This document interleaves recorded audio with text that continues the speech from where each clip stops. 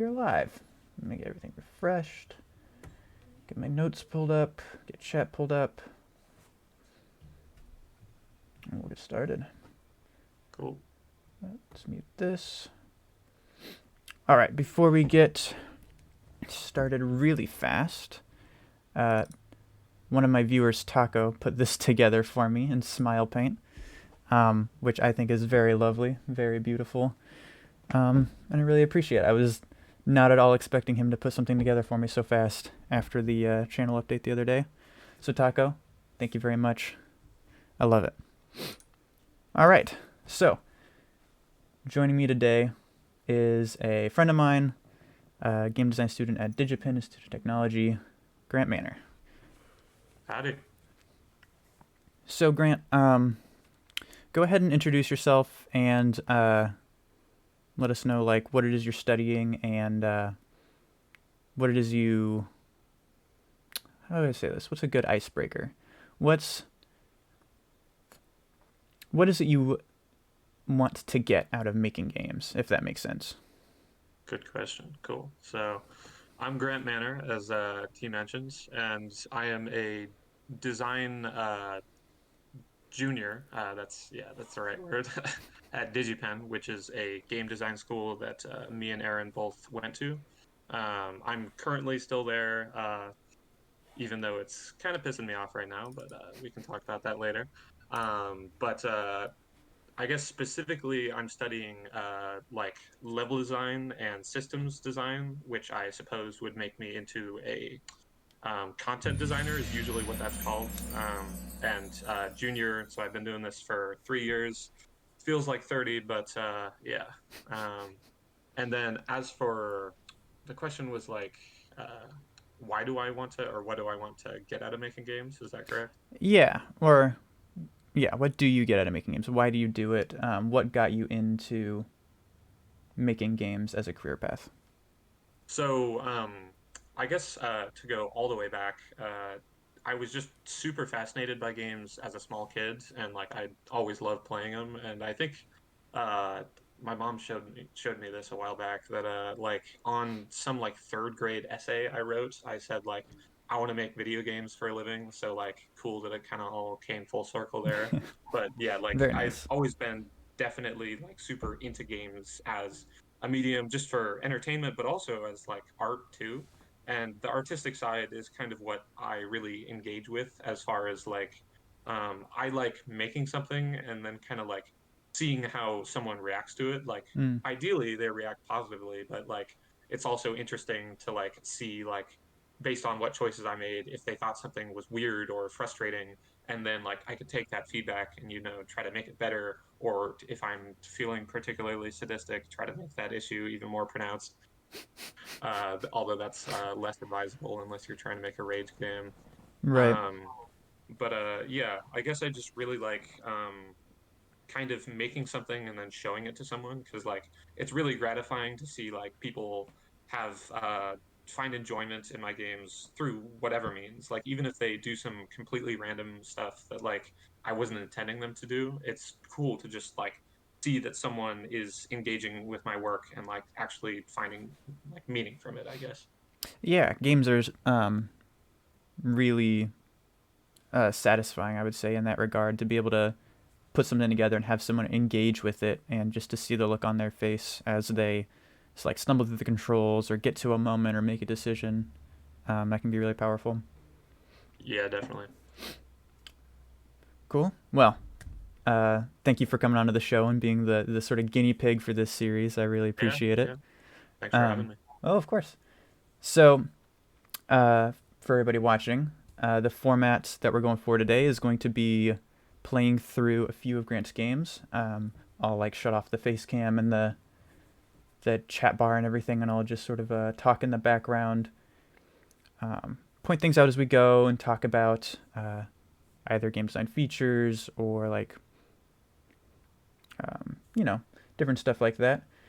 And like as we come to them, and then once the game's over, Grant will have a time to speak more freely about things that he worked on and cover anything that we didn't cover while playing through the game.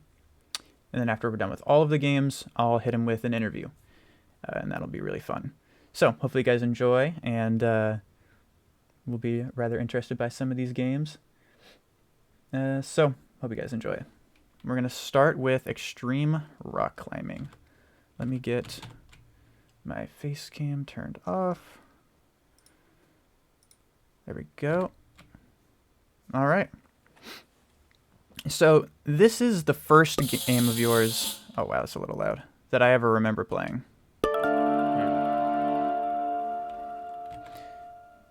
Yeah, I think I made like a kind of a lot shittier game before this in freshman year, and then this was kind of I think this was my second semester of freshman year. I turned this around. I was pretty happy with it. It's a little wacky, but I think that adds to it. Yeah, absolutely. Let me know in the chat, guys. I'm still watching it. I just won't show up on the screen. If the audio's fixed. I know this was pretty loud at first. I remember just being so hooked from the very beginning with this game, having the sort of like two-hand controls, having these like, you know, definitely not belly button handholds. Yeah, I never got those looking quite the way I wanted to. That's why I'm not an artist. Yeah. I actually went ahead and practiced this one a little bit before starting because I remembered being really bad at it the first time I was playtesting it in school.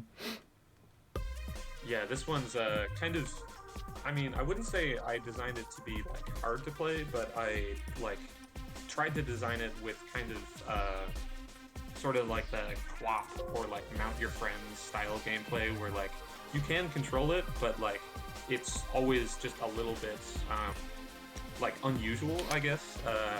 So like, because rock climbing is hard, and like I wanted this game to sort of be like a weird like I guess like a more cartoonish version of like what rock climbing might look like in a video game. Right. And so I opted for like a more unorthodox control scheme, but players generally seem to respond well to it just because of the fact that they hadn't played something quite similar to this. Yeah, I was definitely latching onto this game's concept from the very beginning. I think you did a really good job with the controls. Yeah. They feel both unique and to say they feel both unique and intuitive, I feel is like a little bit like disingenuous to exactly how like good it feels to play this game.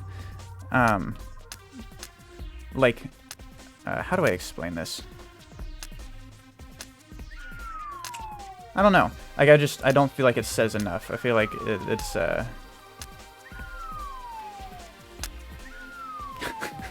every time I go to have a thought and I hear the slide whistle go down, I just completely lose anything I was thinking of. So you'll have to forgive me for that. Yeah. I think the simple art assets are wonderful. The little sweat particle effect once the difficulty ramps up, I think, is a very good addition. No. I like what you do with the soft checkpoint system a lot of the time, where you have like either a big rock or like a ledge to protect you from falling all the way down in most cases. Yeah. I think that's a really smart way of handling that. All right, let me see if I can. I kind of took that off of, I'm sure most people are familiar with the game Getting Over It, where basically, like, it's all one big level, like, you're never actually checkpointed, but there's, like, parts of it that are harder to fail at than others. Obviously, that game is a bit more sadistic than I'd like to make my games. Right. So I tried to make mine definitely more forgiving than that, but I tried to use that sort of level design philosophy as far as, like, just making players feel like they're always making progress, but like there's definitely always the chance that they could lose it. So. Right. I'm gonna crank up your volume so we can hear you a little bit better. All right. How's that? Do I sound better now? You are definitely cranked. All right. Very cool. All right, let me know if that's a little bit better. I'm trying to balance the audio.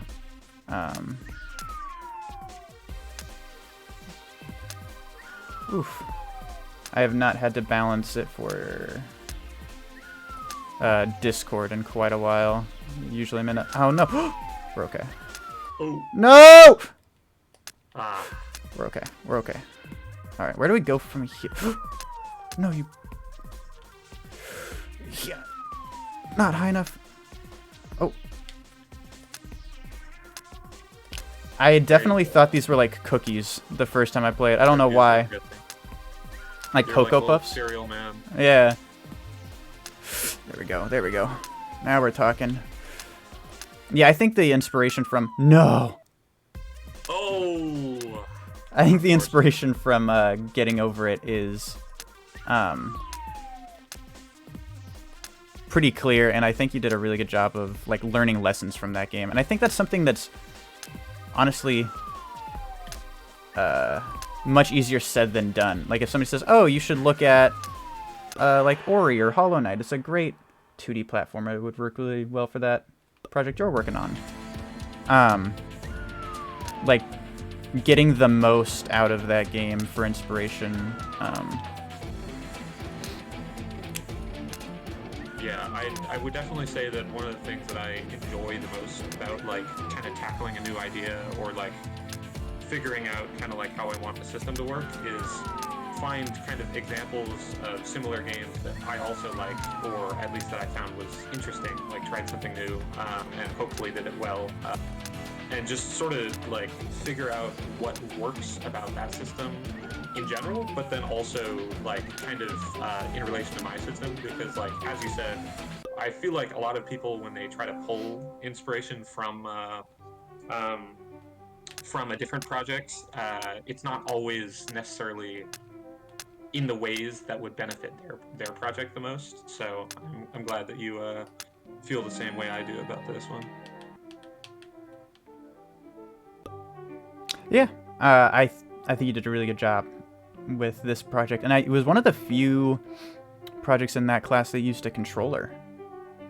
Yeah. A big part of like what I wanted to do with this game was like kind of get the gameplay feeling of those other games I had mentioned before, but also to sort of just like, hey, there's Doug, and I kind of wanted to just like make you feel like not necessarily like you are rock climbing, but you're at least kind of mimicking what the character is doing on screen. Like I wanted it to not feel like you're just pressing buttons to like do some arbitrary action, but like what you do on the controller directly relates to kind of what happens with the player. So yeah, it's got that kinetic layer to it. Yeah. Yeah. Yeah. So this was, would you say maybe your debut as a student designer? Probably, yeah, because I made another project that I didn't publish for pretty obvious reasons if you try to play it. It was just like a really kind of derivative platformer, although that was the point of that project was to just make like, you know, a basic platformer, but like, I don't know, I feel like I did kind of a shitty job, so I generally like to keep that project sort of out of my portfolio, just because like it was the first thing I had ever done like academically through the school, and this one or the previous one rather was a lot better showcase of what I had learned, and like the fact that like even from that game to this one you're about to get into, Kinetic Liberation, like you can kind of see progression, I feel like, to where like I feel like Extreme Rock Climbing was interesting. It had cool ideas, but there was areas that I would certainly improve it if I remade it today. What would those be? But kind of like I try to fine tune the levels so that players still feel like they're challenged, but like there doesn't come off like anything is unfair to the players, because like you did pretty well, but I definitely did have testers who just like couldn't really almost finish at all, or if they did finish, it just took them way longer than it realistically should have. And most of the time, they were still like engaged by the game, but like I could see the sort of gameplay fatigue happen Yeah. as they kept playing. Have those Yeah. more like shorter circuits of challenge and Yeah, and satisfaction, making some for maybe sure. Yeah. retooling the level design to be slightly more Uh-huh. engaging. Yeah. And I also feel like the player's momentum is something that I got to a place that was definitely like enjoyable, but I could have polished it so that it like um, really like felt more intuitive, because as much as you can play the game and sort of understand really how exactly the player works so that you can platform efficiently, I feel like there are certain things you might expect to be able to do, like launching yourself or like ducking under something or whatever, that is just kind of hard to do with the current control setup. So I would have wanted to like tweak a little bit, like sort of how you fall and how you like fling yourself and small things like that. Um, Yeah. but yeah, Well, cool. Yeah. I mean, for where you were in your design career, I would say it's definitely a standout game, and I think it turned out really well. yeah, I appreciate that. Yeah. So now we're gonna get into the second game, Kinetic Liberation, which is a mouse and keyboard game, right? Yeah. Okay. I've only played the slightest little bit of this. Other than that, like I was just testing out the controls before we started. That's all that all I know about this. Pull, get close. So right off the bat, a very engaging system, I would say. Oh, I didn't even. And then we can put that there. Very nice. Oh, that might want to go a little higher. Like, interacting with the environment is always... Oh. Ah! Put that right there. Well, I think I'm supposed to go over here, but... Oh, wow, I can make that. I think playing with magnets and being able to manipulate the environment is just a recipe for success if you can get it to feel good. 42 seconds, I guess. That could be... Oh. Let's keep that open. Launch that out. Alright. Oh, okay, we got buttons here that should probably put this on there. Nice. Alright. Maybe I should step on this. And then... Ooh, ooh. No, come back! I think the sound effects are also... Oh, heck. Are also quite effective. Oh god. Right there, please. Oh.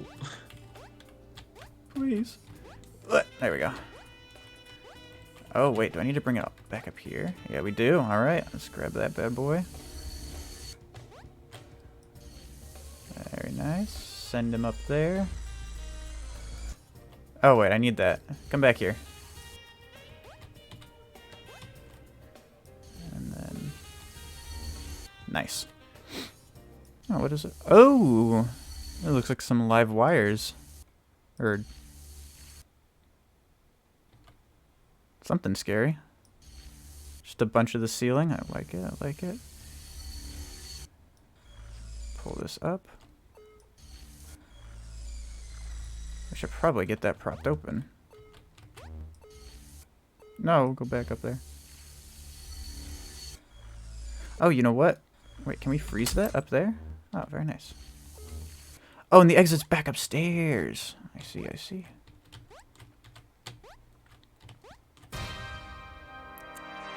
I love the design of the main character. What was sort of the... Did you have any direct inspiration for that, or was it pretty much just off-the-cuff geometric designs? If I did have any like character inspirations for it, I can't think of them right now. I will say though that for this design specifically, I like I knew I would need to have the player, you know, moving around because it's a platformer, but I also really didn't want to animate movement. So I was like, what could I make so that like the player, like, I don't need to move their arms around and I don't need to move their legs around. Oh, a robot with like magnets for like operation, because like magnets, you can kind of, I feel like in most like sci-fi properties, if you have something weird that doesn't quite make sense, especially as it comes to like object manipulation, you can just say, "Oh, it's magnets," and people will be like, "Yeah, that makes sense." Um, so like, yeah, I kind of just, and I also didn't have access to Photoshop or anything. Well, I did because they were on the school computers, but I don't know. I feel like some of the time when I would use like the art computers at the school, I'd get dirty looks from the artists who also wanted to use them. So I Yeah. tried to stick to my own tools as much as I could, and so I just made this in like I think it was like Google Drawing is like one of their little suite of softwares where it's like a pretty simple, just like drawing tool for like shapes and lines and shit. So yeah. I think it turned out extremely effective for what it is. I. Oh, you know what? Oh, what if?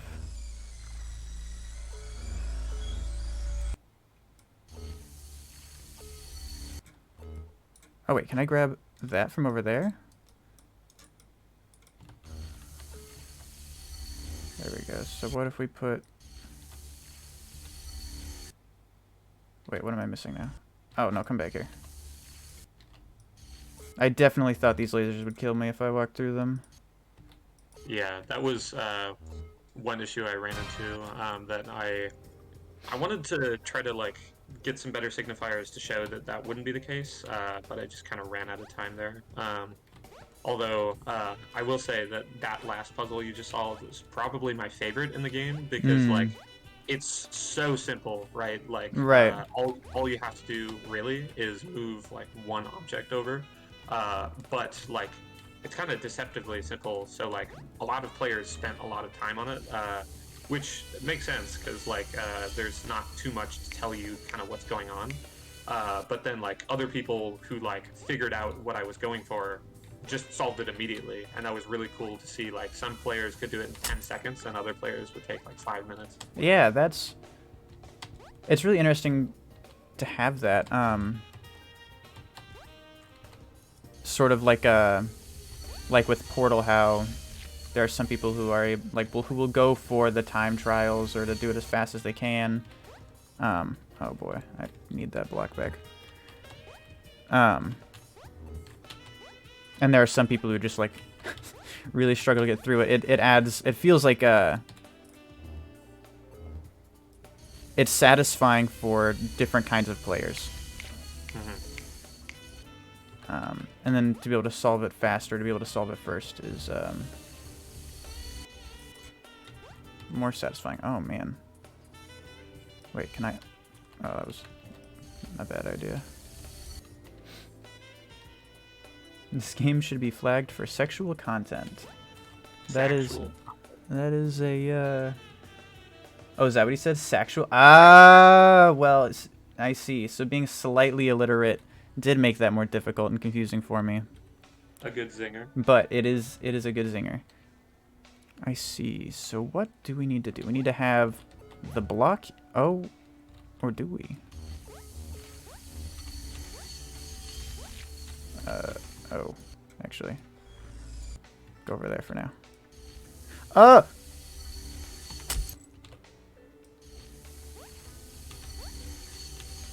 What if we brought...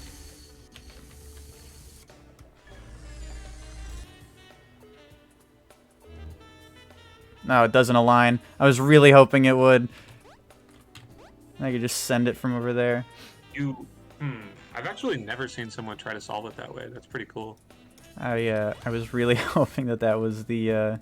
You may be able to, if you freeze that and then turn it up one, it may. I'm not sure though. It might be a little bit off. I guess I could... Yeah, looks just a little bit off. Alright, well, give me... Oh, no, you stay there. You come with me.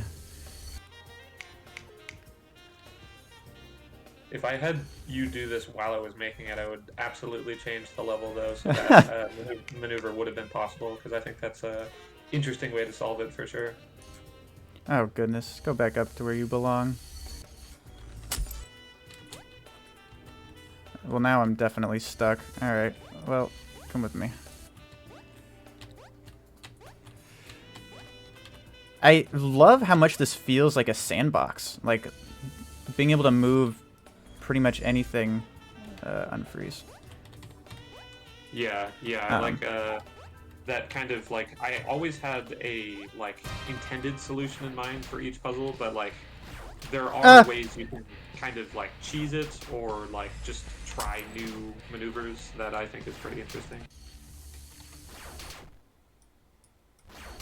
Yeah, I think that ends up working to the game's benefit quite a bit. Let's make this flat. And then...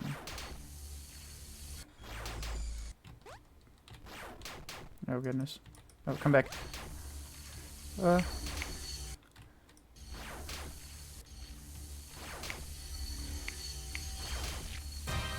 Very nice. Oh. I love the guitar. Hey. I did remove most of the channel points things for this stream so that we could keep the content and discussion relevant. Oh no, I want that back.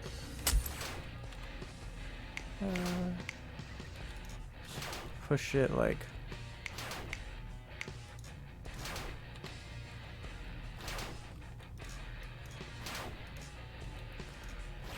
Oh. And then give me this. Oh, wait, where's the exit? Oh, I gotta get them to shoot that, maybe? Ah, that would make sense.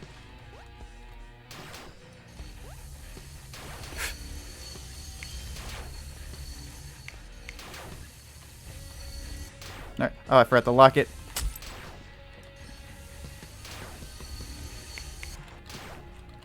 Oh, get out of here.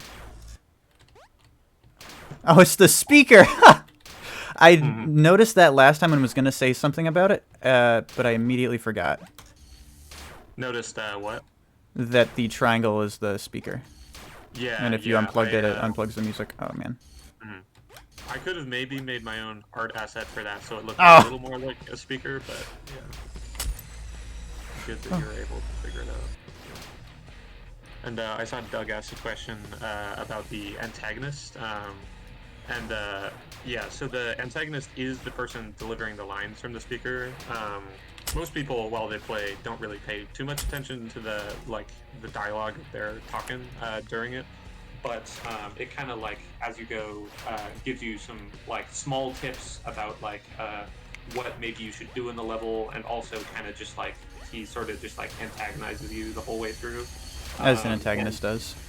Yeah, basically the idea is, like, he doesn't really have, like, a defined character as far as, like, motivations or, like, any, like, more, like, things like that that would make it a kind of interesting story, I would say. Like, the story wasn't my super, like, main concern. Oh, shit. Right. Like, the idea, though, is that the guy talking to you is basically running, like, tests on you. It's sort of like Gladys. Yeah, a little bit. But like, instead of being a robot like Gladys, it's actually like, if you look in sort of your, like, top middle right-hand side of the screen. Basically Oh, that person in the window. Yeah, there's, like, that little dude in the window, and you can see him in the other levels, kind of just sitting there staring at you. So the idea is, like, he runs you through these tests, but then, like, the character is meant to be failing the test, and since you are doing so well, he kind of, like, gets more and more frustrated with you until he finally sticks this big angry machine at you that's shooting at you. And but once you destroy that, you're finally able to escape. Right, and, I am free from this horrific lab experiment. Yeah, there we go. All right, press escape to return the menu. Yeah, which I think was another solid entry for you. Mm. It was fun, intuitive. Like the base concept is really engaging. Being able to play with the environment, to be able to solve puzzles basically however you want, gives it a little bit more of a freeform aspect than Mm. something like Yeah. Portal, Yeah. which is pretty. It can feel a little bit more open, but it is pretty rigid on the solutions, Yeah. at least from what I remember. Mm-hmm. But yeah, but how would you say the process of developing these two games was different? So they were like I both used Unity for these two, and I'm sure like based on some of the UI, like maybe that's clear. Although like I'm Yeah. not sure how familiar everyone here is with like the sort of back end stuff of Unity. Um, but like kind of where they differed the most was just sort of in implementation. Because for the one game I used controller, and my goal was to like really make it feel like you're rock climbing. And then in Kinetic Liberation, my goal, well, so you use keyboard and mouse, and my goal wasn't really to make you feel like you're that character as much as just like uh, kind of put you in the same headspace as someone like in that situation. Like, okay, if I'm stuck in this room, like what can I do to get out?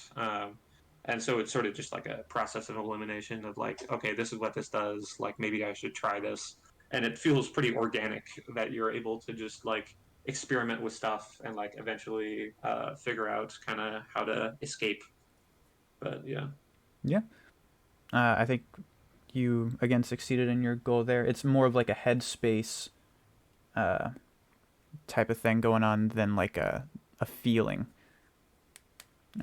If that makes yeah, sense, you're sort of thinking like the robot playing with these tools and experimenting, and it's less about the like Kwapi getting over it, like tangible kinetic aspect of like climbing a rock wall. yeah, So this is going to be the first 3D game, I believe, that yeah. we're getting from And you. this one is actually in active development. The Oh, okay. version that I gave you is it's complete more or less. Like there's stuff in it that I definitely want to add to and improve on. And there's a few issues that I still need to address.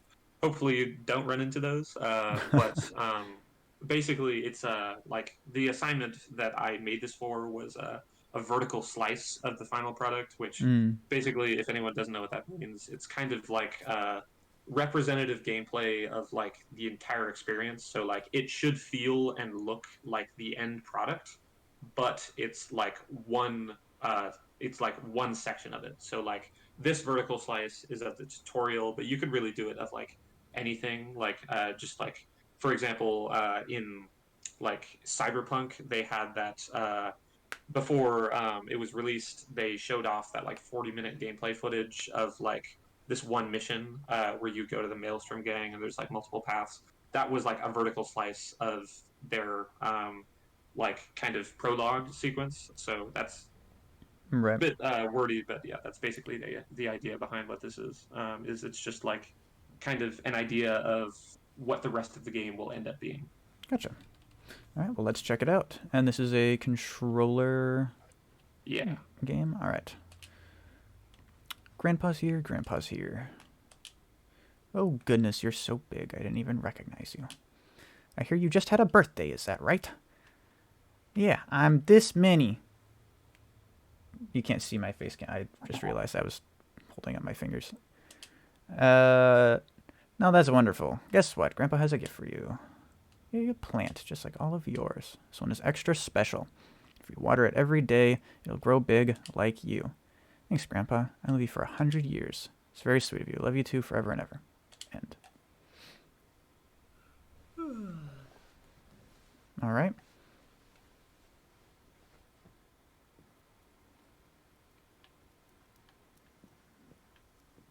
All right, let's check it out. Movement, left stick, camera, right stick, advanced dialogue, X. What a nice stream. I think starting out with just the text on a black screen and then moving into gameplay is it sets me up for a narrative experience here. Mm-hmm. It kind of sets up that the dialogue is going to be what's important to pay attention to. That reminds me, I gotta water my plant. Oh yeah. Well, let's take this bad boy. Oh, I am taking that bad boy. Nice sound effect. Oh, getting a phone call. Hey, mama, what's up? That fire is coming. It looks like a fire hazard. Well, hi, honey. I'm afraid I have some bad. Uh-oh, Grandpa's dead. It's your grandfather last night, you pest. Oh, man. That is Yeah, I unfortunate. think half the people that I've tested this so far are like, "Oh, did something happen to Grandpa?" A little bit on the nose, but Just I guess. slightly, just slightly. But, I mean, it's effective. I mean, it makes sense. I'm sorry. I know this is hard for you to hear. You went peacefully into sleep. We found him this morning. Gotta call you back.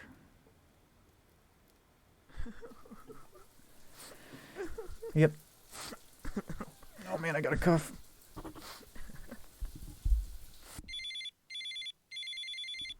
All right. Hey, honey, it's been a few days. Are you feeling any better? Oh, I can jump. Not really. I'm sorry to hear that. This has been hard on all of us, but I know how much your grandfather meant to you. Didn't want to let you know that you should have been sent a package with the contents of his will. Oh, Grandpa left me something. Yes, you should take a look. I will. Thanks, Mom. Did I forget to water my plant for a few days? Oh no, my plant is dying. That's sad. Alright. Where did Grandpa leave me in as well? Grandpa. To you, my most precious grandchild, I leave you with the two worldly possessions that I hold most dear. The first is my prized harmonica. I remember fondly the summer nights when I would play it as you listened so intently. I feel only right that you should have it. Second thing I leave you with is the title to my estate. Wow, that's of slightly more value than a harmonica. You more than anyone else saw the same beauty that I did in the plants I decorated it with. I could not think of a better caretaker. That does hit quite emotionally hard with the plant that we just let die. That is effective. Even in death, Grandpa is such a generous man.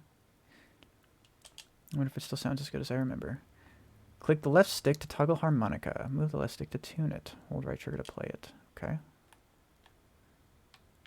I will say it's a little bit rough, the harmonica right now, because I'm still working on it, but hopefully it at least gets the point across of kind of what a harmonica is like to play. Yeah.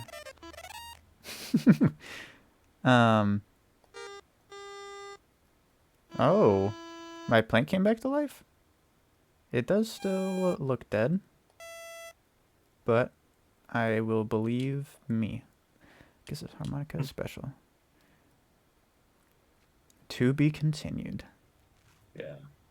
The whole plant regrowing thing is definitely something I want to improve on as I keep working on this. But yeah, I'm definitely pleased that you felt like the story kind of had a cohesive structure. Like the points that I'm trying to hit seem like they struck with you, so that's good. Yeah, it was honestly surprisingly effective in the way that it was delivering its narrative. Like it was concise, but it was still able to get me to feel like this character would feel like sad or guilty for being left in charge of this estate um, after going through a grieving period and sort of learning to, deal with those negative emotions. I think you're setting yourself up for a really strong game, and I would be Yeah, excited yeah. to play the full thing. And basically, the development of the game past that point is you go to their kind of like mansion or estate, and then it's covered with similarly dead or dying plants because Right. like your grandparent died and they hadn't watered their plants for a while. So basically, your job is to go throughout the estate and then play like songs for each plant to get them to come back to life. So that you can kind of like restore the place to how you remember it to kind of like honor your grandfather. Yeah, that's sweet. What inspired you to pursue this kind of game instead of something more in line with your 2D games? Yeah, so basically for this project, I the kind of requirement for the class is that it has a strong or at least very present narrative layer. And I am certainly interested in narrative. Like, while my specialization is in level design and systems, if I could pick a third one, it would be narrative, just because I love storytelling. Um, so like I wanted to try to come up with something that like I could do simply, because like with the exception of the harmonica stuff, it really is kind of a walking simulator. So I can focus a lot of my time on kind of like really fine tuning level design and like making the narrative layer to it feel impactful, which luckily so far players have responded well to. And I was kind of just inspired generally in like this type of story, because and like not that it was necessarily based on my experience, but I recently have had my grandmother die, and so just like kind of going through those emotions and like talking about it with my family, sort of had me interested in kind of telling a story about grieving, because it's such a unique emotion that everyone goes through, but like it never quite feels the same for everyone. And like I kind of wanted to just like tell my version of it, and hopefully try to make something that like regardless of if you are the same as me as far as like your gender or your upbringing or whatever, I wanted to try to make an experience that kind of everyone can get something out of, and sort of feel the feelings that I'm trying to convey. So yeah. Yeah. Um, I think that. I mean, I think that's awesome. I think that that is um, a really bold way to go about it. I think that when you're dealing with such like strong, um, intense emotions, especially ones that are often like archetyped, like grieving, like it's very easy to make a piece of media about like the I couldn't even tell you how many stages of grief there are because I don't remember anymore. But like it's very easy for those kinds of games to feel samey, even though people have such different personal experiences with grief. And Yeah. so, um, I think that telling your own story in your own way um,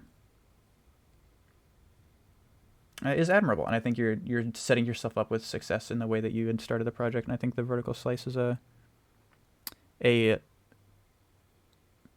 strong like I'm excited to see more. Yeah. Is how I would say. So hopefully you come back on the show later and show us the full game. Yeah, that would be really fun. All right, so this one is Beachcomber.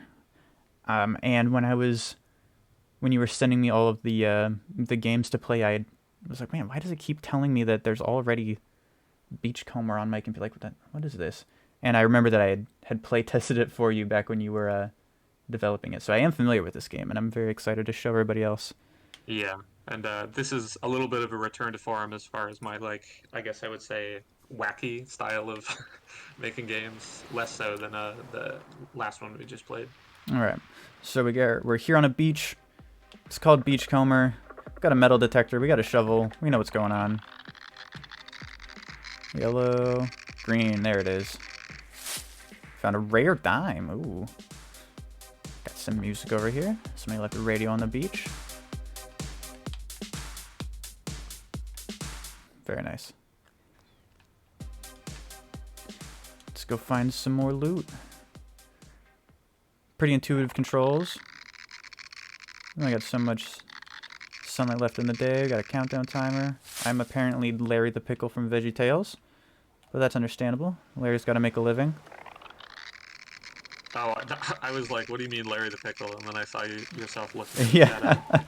Understandable. All right, found a cheap ring. We're about to run out of daytime. Oh, come on. Ah, all right. So let's see. Fines. We made $12. We can't buy any of the upgrades yet, but I guess we'll go again. Let's see what kind of upgrades we got looking at. We got $20 for improved detector. Oh, stronger sunscreen so we can go longer. That might be the play for the next one. All right, let's Let's go again. We have to click. There we go. Ooh, already. What a good start to the day. We found a rusty knife. That'll sell for maybe tree fitty. What we got over here? Ooh. I remember the first time I played this game and my screen lit up red. I immediately turned around and ran the other direction because I thought it was danger. Yeah. But once you see it go from red to yellow, I think it clicks. That was something though that I would have liked to improve on. In fact, there's a lot of this game that like was almost there as far as like working the way I wanted it to, but like I just didn't really have time to deliver on it the way that I guess I would want to. But that's kind of the point of the class I did this for, was that in this class, it was the same amount of time as the other classes I've taken to do one full project for the entire class, but you had to do 2 of them. And even beyond that, there was some like portion of the class that was devoted specifically to lecturing. So really, you had like almost a third the amount of time to like turn around a project that you did for the other ones I did. So the like it kind of is beneficial to pick something more simplified.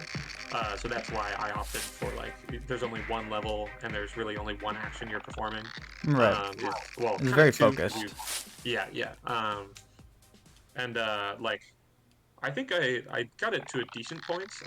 Like there's always improvements I would make to it, but it seemed to click for players. So at the very least, the fact that players found things that they felt should be improved is less of a like dig towards the project not being good and more just like players kind of like enjoying it and like wanting to see it improved. Right, there's a solid foundation, and I'd like to see this game improve rather than I'm not enjoying this experience because it's lacking something.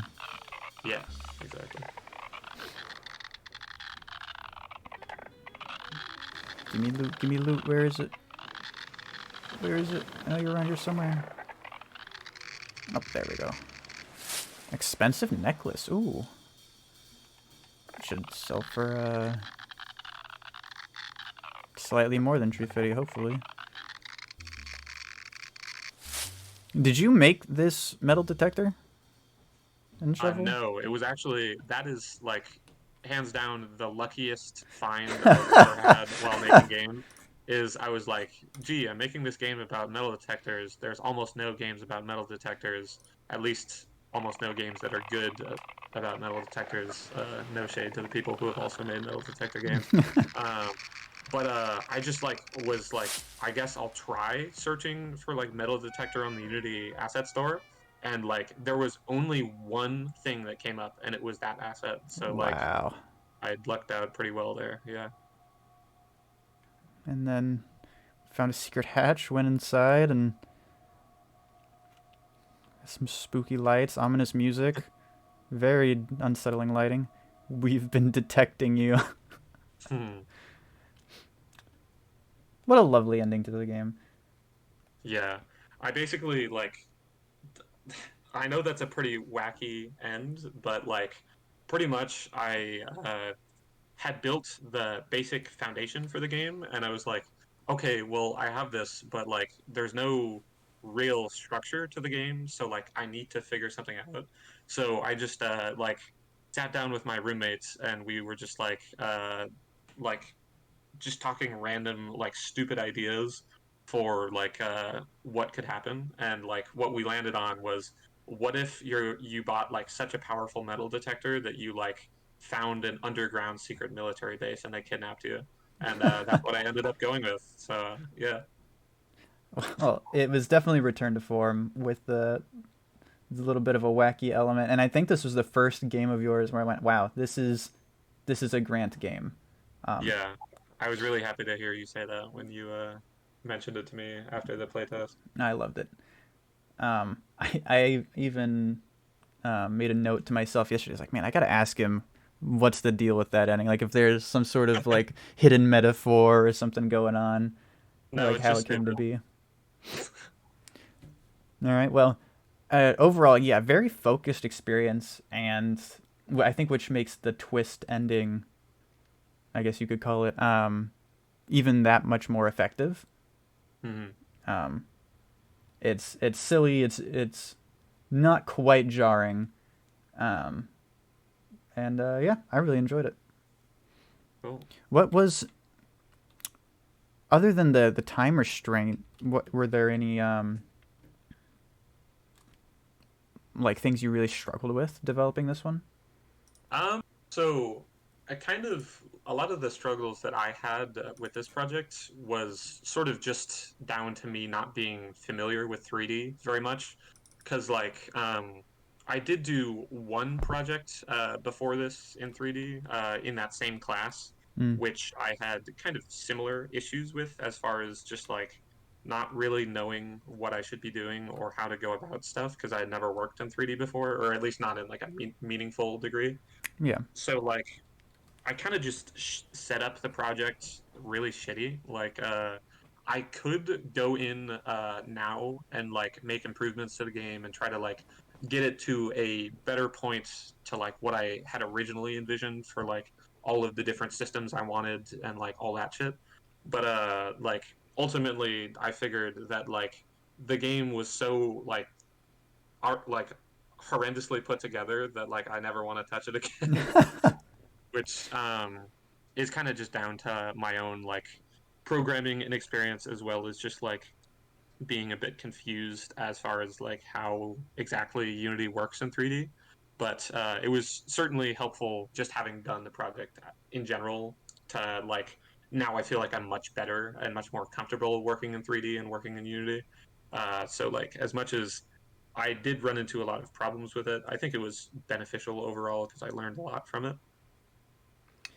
Yeah, I would say definitely. I think that strong focus and being able to like put yourself in a sandbox and um, like make a game that works. Um, definitely set you up with a strong foundation. At least I think that's what I hope to see with these next few 3D games. So now we're looking at what's this one called?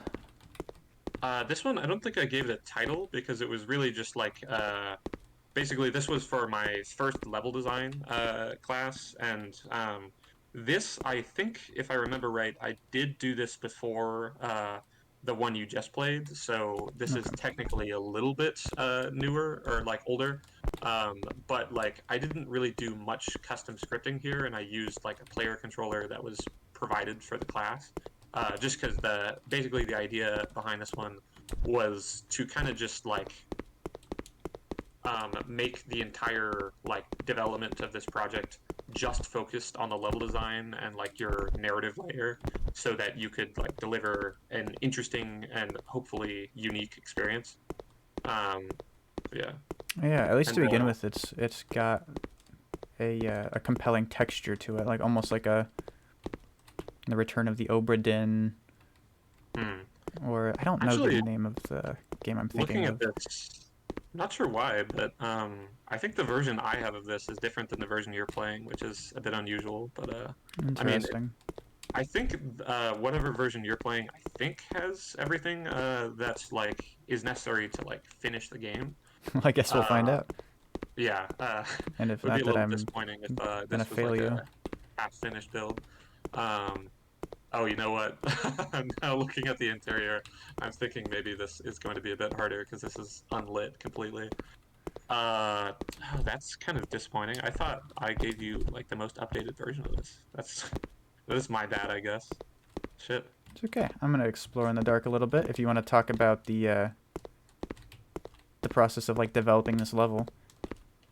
Yeah, it's a bit disappointing that you can't see it because basically what I wanted to do with this project was to kind of set up like a single level of a horror game was sort of what I was going for. Mm, So like the idea is like your car breaks down, and then you like find this mansion that like mysteriously seems to have been broken into because like the gate at the front yeah, has the gate's is busted. ajar, the door's open. Yeah, and then like when you venture into the place, you start to notice like weird symbols and stuff, which then lead you to like this twist ending, which I don't think you'll be able to get to see because I mean you can't even really move around, uh, which that kind of sucks. If we want to circle back to this one, I could just I guess screen share on my own end and kind of just show what it's supposed to look like. I don't know how you want to do that, but Well, if you think the twist ending might be somewhere in here, you might be able to, like, Simon says me through the house, and I can find the entrance. I'm thinking this is a bit older, so it's not in there because that door you just walked in and out of should have been shut because like that's I see. where kind of the game ends. I see. I see. Um, yeah, that's pretty Yeah. weird. I'm not Well, sure what happened there. My bad, I guess. that's all right. Yeah, we can circle back to it. I am definitely intrigued with this, and I think that, I mean, there's any lighting on the outside or on the inside, but on the outside, it's very striking, and I actually think it's quite cool that the this shadow over here points directly towards this door, which is Hmm. very effective, very strong use of lighting there. Yeah, So I will come back to it. cool.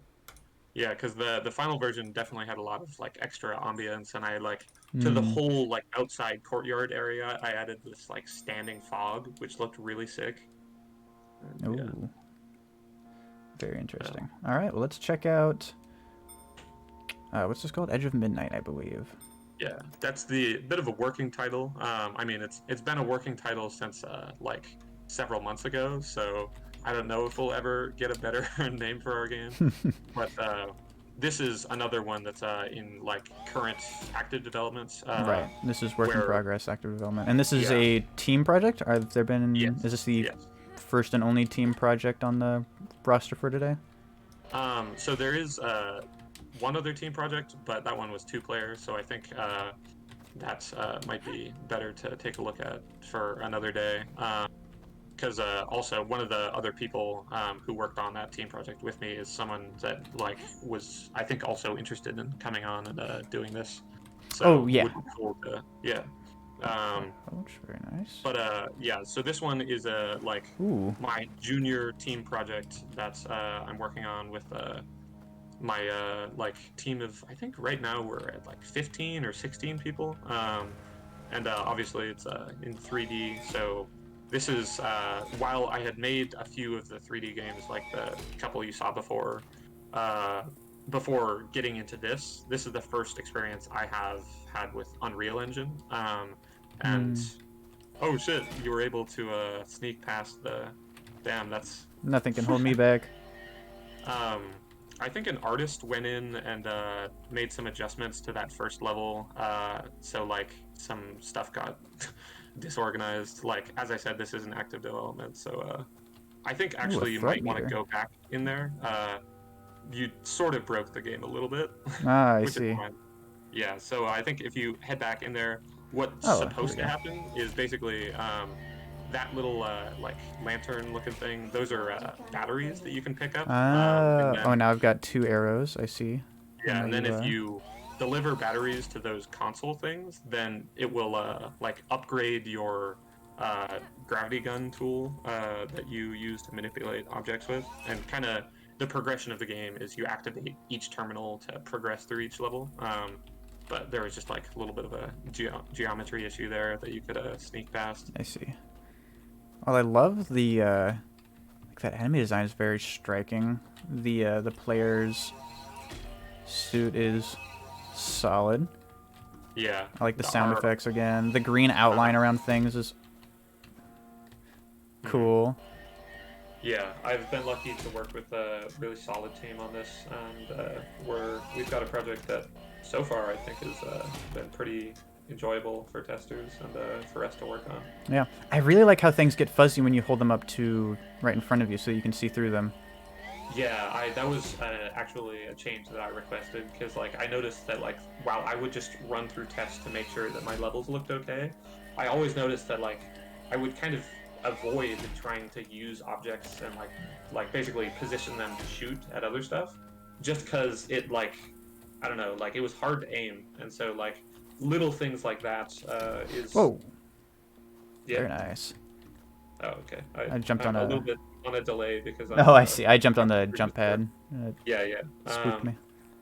But like that's what I've enjoyed the most about this project is like we're all kind of working separately on our own things. So like in some instances we can kind of get like too close to something we're working on Right. and not be necessarily the best judge of what like what the project needs because we're like just focused on our one thing. So like for me that's level design, but for other people that's like graphics or like the enemies or like the environments or whatever.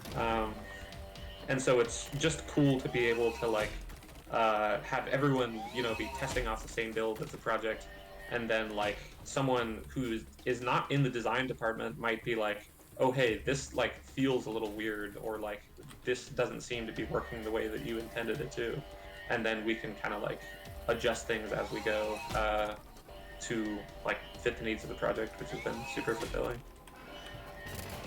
Oh, goodness. You're pretty good at catching those rebounds. Thank you. I was until I wasn't.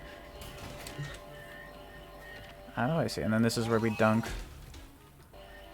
Come back here. Come back. Yes. I love the combat music, like the alert state music. Yeah, it's been really nice to work with an audio designer because at our school there's I want to say there's only like 10 in the current cohort, Yeah. but like for reference, as far as designers, I think there was like what like do you remember exactly how many there was like freshman year versus like Oh, no. currently? Currently, I it's don't remember. basically been like slashed in half. But I think in freshman year there was like over 100. But like audio designers and like for programmers and artists, it's like double that. But then audio designers, there's like only 10 of them in the like in each cohort generally, and like usually never more than 50 in the entire school. So Yeah. like they're a bit of a unicorn. So it's been nice to work with them. Absolutely. Yeah. I worked with... Oh, no. I worked with one of them for Game 200, and that was really cool. I know a few of them. Do you remember their name? Kaylin Swenson? Okay, that's like I say I know half the audio designers, but really that just means 5 people. Right. Yeah. Diesel says, "What's up? Hello, Diesel. Welcome to the stream." I'm trying to figure out how to get back onto this bridge. This should help. Very much so. Let's see, where do we want to go? Oh, up there, I would presume. I'm a heavy boy.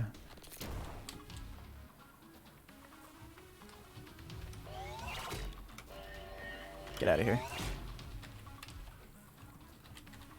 Yeah, this music is lovely and fits the aesthetic of your game pretty well. Spinners will damage you. Oh. I'll make sure our audio guy knows you said that, because I think he'd be pleased to hear that. Can I just grab it? I cannot just grab it. Oh, I maybe can. Oh wait, I didn't mean to send it. I can't break it. Spinners will damage you as well as enemies, but they can be short-circuited for a few seconds. Oh. I don't know if that's a few seconds. Yeah, I think the idea there was we wanted it to stop for just enough time that you could make your way past it, but like if there was an enemy trailing you, they'd still get like whacked by it. But again, that's one of the things we may want to tweak, because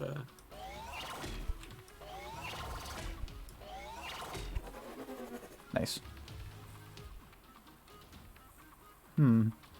Oh, he's a little stuck. Nice. Very nice.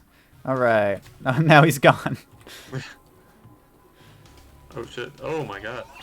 Yeah, the ragdolls in this ragdolls are really fun, but like they're a little bit weird right now. So I think that adds to it though. Oh yeah, I mean, silly ragdolls are the only reason to play games. Am I right? Yes. Oh my goodness. That's absolutely lovely. Nice. Just throw you into this turbine again real quick. Yep, there he goes. Alright, I need one of these. I gotta figure out where to put this. I think the level design is actually really strong. Things feel just open enough that I can see, I can explore, but I can't see like where I'm supposed to go, so I need to go explore. I think it's good. Level of visibility is very nice. Yeah, one of the kind of like, so we have professors in this class that basically advise us as to like, because they're industry professionals, or some of them still are, some of them are kind of just like full-time professors at the school. Right. But either way, they know a lot more about games than we do because they've been doing it for like decades. We've been doing it for a few years.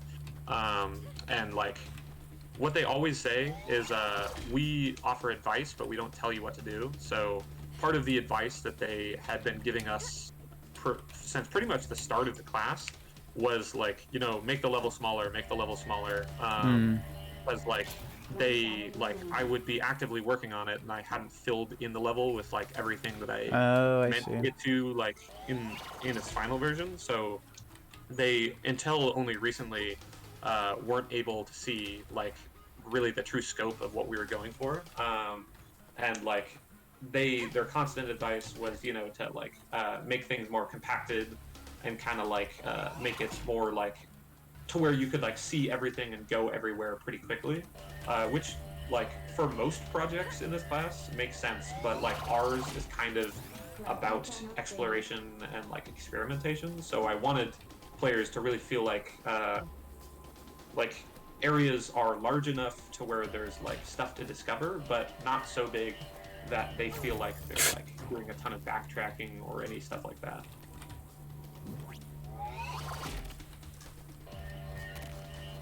Oh no, oh no, oh no.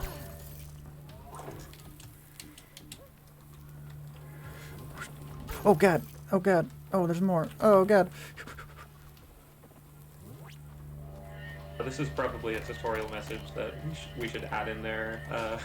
But if you'll notice that like at the very start of the level, it mentioned it to you one time that like those white untextured enemies can't be hit by the physics objects. They have to be pushed by you. So that's why they're a little bit harder to deal with. I see. I saw that they were resistant, and so what I said to myself was, oh, okay, I need to be careful with how often I try to like push and pull on them and try to be like smart and tactical with it. So I wouldn't say that I maybe got the exact intended message, but it was close. Yeah, that's something we're always kind of trying to improve on. Is like we want our game to be like as open-ended as we can allow for, I guess. Right. Because like like more discovery and more of a sense from the player that like they're figuring stuff out versus us telling it to them, I think is always better for projects like this. But like at the same time, we want to make sure that they're not like missing out on stuff and like not able to do things properly. Yeah. I was just gonna... Oh, maybe I don't want that. Oh, it's too late. I have it now. Nice. Nah! No. There's a box down in there somewhere.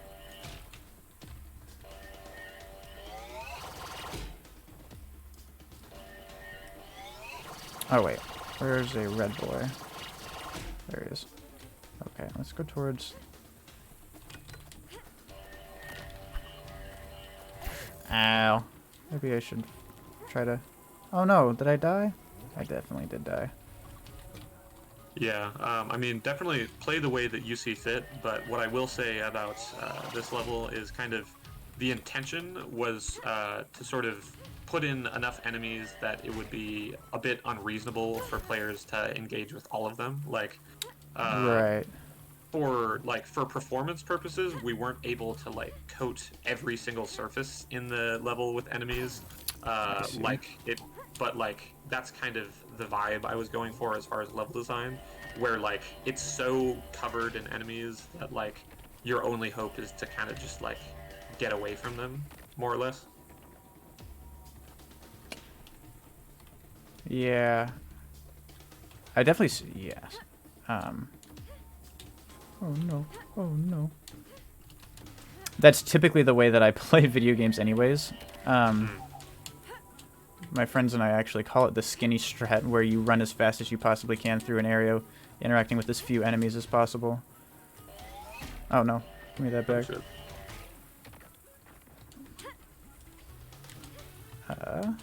So I will say that I'm a fan of this level design, because it doesn't punish me for trying to go through it really fast.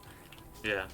Yeah, one of the things we noticed early on, even last semester, was that, like, we had set up a pretty fun player controller, just, like, I don't know necessarily any one singular decision that led to it being, like, as good as it is now, but, like, we just noticed pretty early on that, like, as much as, like, the level design is fun and, like, the tools you have to play with are fun, like, it's just really fun to, like, run around. So we tried to capitalize on that and sort of not necessarily like make this a speed game intentionally, but we tried to like support, I guess you could say, like speedrun tactics as much as possible. So like basically like for certain things like with those batteries, we made the hitbox for the terminals really, really huge so that players could like launch batteries into them. Yeah, I noticed that and I appreciated it immensely. Yeah, and like we've done some things like adding in the slides so you can like get a little bit of extra speed on slopes and stuff like that. And just like basically wherever myself or the programmers can find a way to like optimize basically the player like just moving as fast as possible, we try to go for that, because that seems to be the most like enjoyable way to play this, is like still like do your best to like engage with the systems the way that they're presented to you, but like just do it really fast, I guess.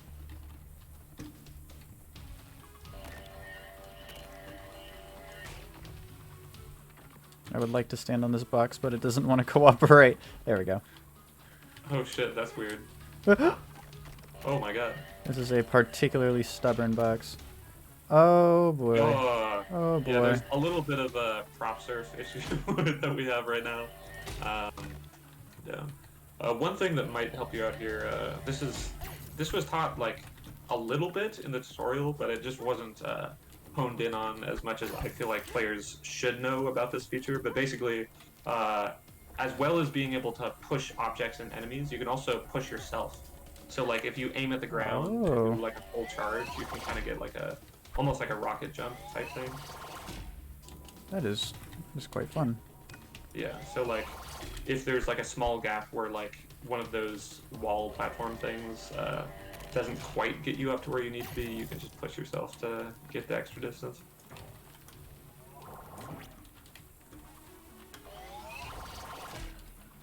That is lovely.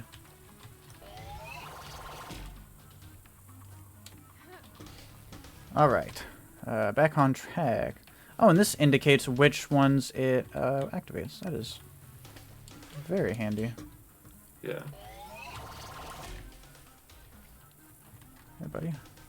Yeah, we have a graphics programmer who, like, he's obviously great at graphics programming, but, like, he also has a good sense of, like, just sort of, like, visual indication and signifying stuff to the point where, like, if he was trained in it, I think he could also be, like, a really good UI designer, but he just, like, prefers, like, graphics shit, which is, like, it's just nice that, on our team, like, it doesn't feel to me like any one person on the team is like only good at one thing. Like I've been lucky to work with a lot of people who like my environment team, who I work the most closely with, because like they make the assets that I use to populate the levels with.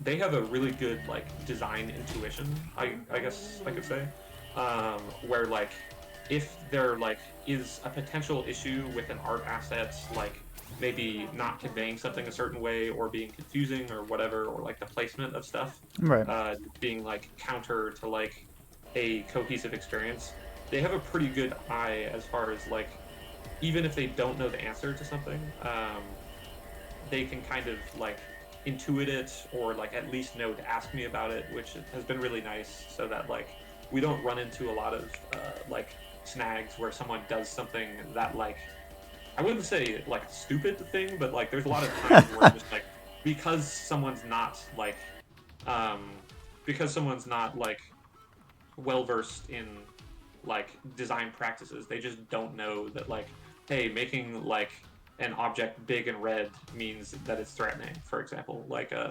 But like a lot of the people on my team do have a really good sense about that. So it's refreshing to work with people who like aren't designers, but they have like a design intuition that makes it really just like a lot nicer to work with them. And like we get things done a lot faster and like in I think a lot better because of that.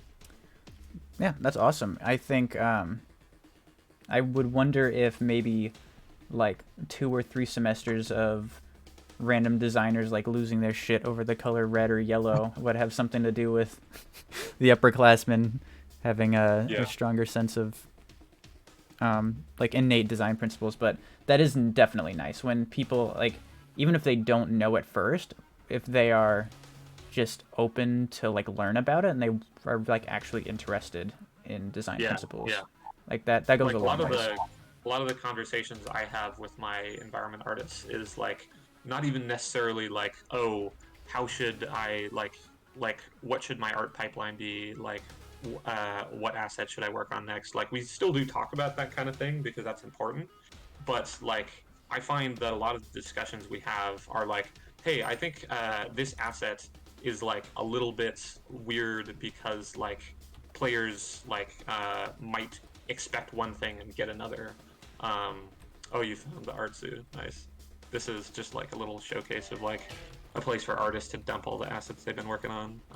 I like it. And yeah, I was just gonna walk around uh, here while you finished up your what you were talking yeah. about. But like, it's just nice that like for my environment artists and also for like programmers and the rest of the artists too, like they just have a good sense about things where like even if they might not know the answer to something, they at least know to ask about it, which is more than can be said about like a lot of people like that I've worked with in the past, but also just like people in industry from what I understand about it, that like Yeah.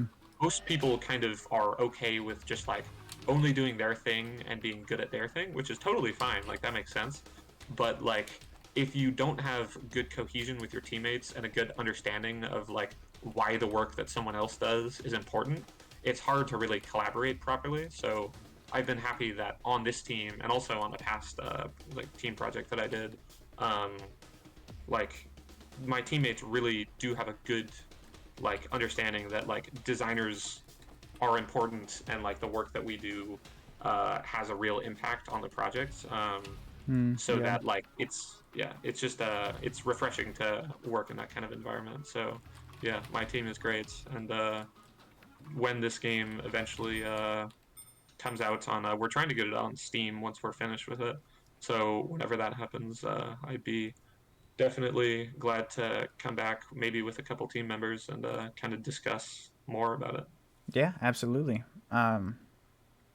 I'd love to have you back on the show to sort of update us on the progress of some of your other projects, and then maybe we'll take that as an opportunity to also revisit the project that I have the wrong version for. Yeah, yeah. Because I'm Because going to. like I could just screen share it myself, but that does kind of take away from the fact that like you're experiencing it, and like it's the interesting thing about this is like I'm here to kind of just like answer questions and provide context, but really like you're like you doing this is just like a cool way to spotlight someone's work from like from the position of not really being familiar with it. Like you know me and you've play tested some of my stuff, but like most of the stuff that you've played through is either stuff that you only saw like an early version of, or like I've only just like talked to you about in passing or something. Um, so it's cool to kind of just like get your perspective since you know us and you know the kind of work we do. But like you can then share that with like people who might find it interesting. So I'm Yeah, glad that yeah, people found this interesting, and I think it's really cool that you're doing this. thank you. And I mean, I love having you guys on here. I like to check out and see what you guys are doing, but I would also like to, I mean, hopefully, eventually, extend this offer to like all different kinds of students Mm. from like different institutions or people that I'm not familiar with. If this series is like gets traction and takes off, I'd like to make this a platform for all kinds of students. I think that Yeah. would be really fun. Do you think that this is primarily something that you'd want to have be like a student focus, or do you ever see yourself like interviewing like indies or something like that? I think I would keep it student focused. Hmm. At least in the beginning. I mean, the more that I get familiar with this process and I get more familiar with interviewing, I mean, because I've been stumbling through a lot of my questions, obviously, and I'll have to get used to all of that. Um, but I really wanted to make this a platform for students in particular. I mean, especially right now, since you guys are having such a hard time, like with like job security or like certainty Yeah. when you're going to the internship fairs and stuff. So, Hmm. um, Yeah, it's a cool way to kind of highlight someone's work. And yeah, and like, I mean, yeah, like anyone can always get better at being an interviewer, but I think you did a pretty good job. And just in general, like through streaming, I think it's like a good path for you because like one thing I've noticed working with you on stuff and like seeing you test other people's games, having you test my games, is like you are like kind of one of the best types of people to test with because you always know like you always talk through your playtest, which mm, is really useful for myself to just kind of know what you're thinking and like know what areas are like sticking points as far as like you not getting something or you really enjoying something. And also like as well as you talking through everything, you also know what you're talking about too. Because mm, like with a lot of times that I've done testing, like I may test with someone who similarly like can talk a lot of the like express themselves well like you can, but then they might also just like not really understand what it takes to make something and like how things should be organized because they're just not familiar with development or at least like design maybe specifically. So like I which think can also be your valuable, but yeah, in its yeah, own way. like your skill as a playtester I think definitely does kind of parallel to your skill as a streamer because like a lot of those same qualities like kind of tie into like no one's gonna want to watch like a boring streaming personality where they just like nod their head and like go, "Oh, that was Yeah. cool." But Right. yeah, Yeah. Well, thank you. I really appreciate that. I have I've always considered it a curse that I like can't do actions without talking to myself. It was always sort of weird for me when I was growing up, but I think that I mean, streaming has been a great outlet for that. mm, Sort of talking through things and all that. And I mean, it's also really fascinating for me because as I'm talking through playing a student game, it's very easy for me to imagine myself as you thinking through these decisions as you implement them in the game. Um, yeah, and so I think, you know, there's just that layer of empathy that makes it, easy to be engaged. yeah, and that's what I find interesting about this format as well is like when you're playing through something and like you notice something's weird, like most of the time, like when you're playing a video game, if you notice something bad or strange or like you just don't get something, you would just immediately go like, oh, these people obviously don't know what they're doing, which a lot of times that can be correct, but there are an equal amount of times I would say where like someone maybe just didn't have time to do something the correct way or like Mm, it didn't pan out because of like some stipulations by like their producer or like their studio head or whatever, like in my case professors. right. So like there's always a reason why things are fucked up in games. Some of the time it is because people are stupid and they don't know what they're doing, Right. but like more often than I tended to realize before going to this school, like I've now come to understand that like nobody has making games figured out necessarily. So like Mm, if something doesn't work, like that's probably because like myself or whoever worked on it just like didn't anticipate something or like didn't have time or whatever. So like it's interesting being able to like have you go through the projects and like notice those things, but then like get the perspective from the person who made it of like, oh yeah, like at this time I also had like 18 other credits I was working on yeah. and like the project was due in 2 weeks, so I just like shoved in this placeholder thing or whatever. Yeah, absolutely.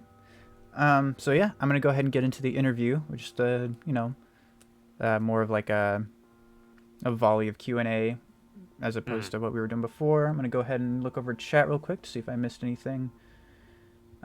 Diesel says, should I stream later tonight? I have a buddy Diesel who does like Crash Bandicoot and Spyro's speedruns. So yes, Diesel, I think you should stream and then come hang out with us on Xbox after you're done. Let's see. They're making quesadillas earlier. Wonderful. When I made a comment about being a pickle in Beachcomber, Promasian said, "What if in the end everybody got turned into a pickle? That would be the funniest shit I've ever seen." Which I did have a little internal chuckle about when it popped up in the chat. Yeah, that would be great if instead of like military guys, it was just like a bunch of fucking like Larry looking dudes staring at you. That would um, almost be more creepy. it would definitely be more creepy, but I think having a metal detector so powerful that you find a secret military base under the beach uh, was effective enough. It was Yeah, good. yeah. All right, so interview question 1. What is your design discipline? Now, I know what that means, but a lot of our viewers might not know what that means. So when you're going over like what kind of designer you are, if you want to talk about the design disciplines or how you fit into that, that would also, I think, be beneficial for the audience. Yeah, so I can kind of explain in as like the words that we would use, what I do, and then I can explain what those mean. So, Sure. for my purposes, I would be called in industry a content designer, and there's a couple different names for like kind of what I do, but that's the most like understood and like well describing version of that. Where basically content designers are a mix of like level design as like a primary element, and then also systems design as a secondary element. And for level design, that one's a little more self-explanatory, where basically you just like you concept how you want the levels to look, and then you prototype using like simple geometry how they're laid out, and then you have artists, or if you're working alone, yourself generate assets for that, and then you put those assets in place so that it all looks right. And then from there, you usually just like test over and over with people to like kind of see like what works about a level and what doesn't, and like how you might need to like reorganize things, add something somewhere, remove some things in other places. Um, that's generally the job of a level designer. And then as far as systems design, that's a lot more broad. But basically, systems are just like the like parts of a game that like the rules of the game and like what makes it function. So like in a board game, because I have a lot of experience with that, your systems would be the how the rule book is laid out, like what you can and cannot do, Mm. and then like the way things look to convey like certain like affordances that it has. I guess a good way to explain systems would be to explain ASF, which is affordances, signifiers, and feedback. Affordances is basically like everything that is literally possible for you to do in the game, and the systems designer's job is to like basically create the like what affordances are possible for you, and kind of like make sure that certain things that you don't want players to do are not afforded to them. And then signifiers are how you convey that that thing is possible. So like if you have a button that you can press, it should like maybe be like blinking and maybe have a sign that says press me. That's a really stupid example, Right. but yeah. And then feedback is what happens after you interact with the system. So if you press that button, like it should depress in and like make a sound, and maybe like a light turns on or whatever. That's the basic idea of systems design. And so as far as how that combines together for content design, is basically the content designer generally, and this can change from like studio to studio depending on like how Sure. exactly your work kind of pans out for each project. But basically, it's like you kind of set up the entire experience you want the player to have and go through in the level. So like if you're making like a Mario game where like you have a level that has like a gimmick for like wigglers or something, um, you would need to tell your programmers and your artists, hey, I'm making this level which has these mechanics in it, so I need you guys to program wigglers to like move across a path and like get angry at you and chase you when you hit them, and like I need the artists to make what the wiggler looks like and make the like visual transition between it being angry and it being like passive, different things like that. So like basically you more or less control the vision for like a specific level, and then you kind of like make sure that that gets executed upon for programming and art side. Like it's a little bit of like being a creative director for like one specific part of the game, Mm, if that makes sense. right. Would So you like, say that it's kind yeah, of like being in charge of the blueprint? a little bit, yeah. Okay. So like you kind of you make the framework for what you want to be in the level, and then you rely on your teammates to like execute on that. And then once you have stuff that can be worked with, you then like run it through testing and like get feedback from your other people who might be like specifically dedicated to testing to figure out what's wrong with it, and then you try to adjust the systems and adjust the level design to fit kind of your overall vision. So it's sort of just like translating like your view and vision for the level to like make it actual and Yeah. like does that make sense? I'm sort of rambling here. It makes sense to me. Cool. Let us know in the chat if anything needs to be clarified. And Yeah. then I have a note here for this specific project with Monster Lab. How did your role as a designer impact this project? So Yeah. could you give us So like one example of like what your job was for the game? yeah, so I am the level designer for the project, but as well as that, I also came up with the very rough like concept for the project. Like it's changed a lot over time, so it's not a picture of exactly what I envisioned the project would look like from the start. Although I think that's a good thing because that shows that like my teammates have provided their own meaningful impact to it. Yeah. So it's not just what like I envisioned; it's what the team wants. And so I basically what take my vision and like run it by with the team to see what they think, and then I just kind of translate that into I make each of those four levels that you played through, and I populate it with the assets that I have instructed my environment artists to make for me, and then we kind of iterate from there. And as far as my role, how that shakes out on the project, like in an example, um, let me see if I can think of like I guess it could just be like there were multiple points where something wasn't quite right about the game. Like it didn't really Mm. feel like, oh, this section feels kind of boring. Or like players aren't really sure what to do here. So like in the when we were first making like the kind of basic mechanics and all that stuff for the project, like players didn't really like they thought it was fun to move around and kind of mess with enemies, but they sort of felt like directionless. So I made a suggestion which was not level focused necessarily, but I said, hey, I've set up this level so that it can be explored, but there's Mm. nothing like pushing the player to explore. So why don't we put collectibles around the level and make that the temporary like objective until we can come up with something better. Um, and so that's what we ran with for last semester. What we turned in was you essentially run around this like smaller level than what exists in the version you played, but it's just like Right. one area versus four. Um, and you look for these little like Monster Lab characters, like that little pink guy. Oh yeah, I saw that in Uh, the art zoo. yeah, yeah. And so like you just kind of like explore around the level to find those, and then once you found enough of them, it says like congratulations, you finished our demo build.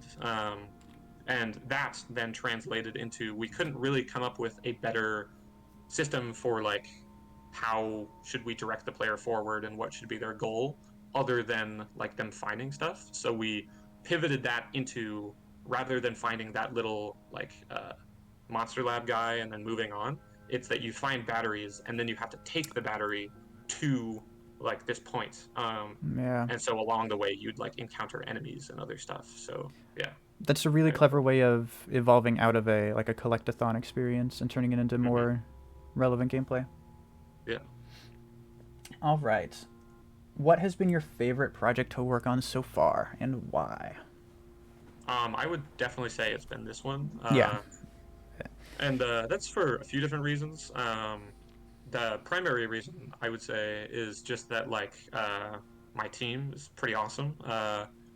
Like I've said a little bit already of just like they have an understanding that not everyone in industry and everyone who's a student will always have. So it's refreshing to like not necessarily always need to worry about like them making a choice that would hurt the project because they have a good head on their shoulders and they want what's best for the project. So it can be a little more hands off as far as like not needing to explain every little thing to them. They kind of just get it, which Yeah. allows for myself and for them to kind of just work more efficiently, um, which was pretty cool.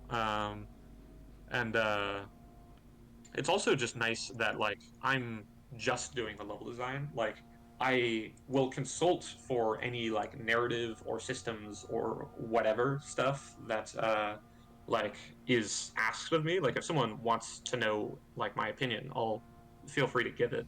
But I don't actually Right. have to like work on the enemies, like program the player or do anything like that. I just have to make the levels cool.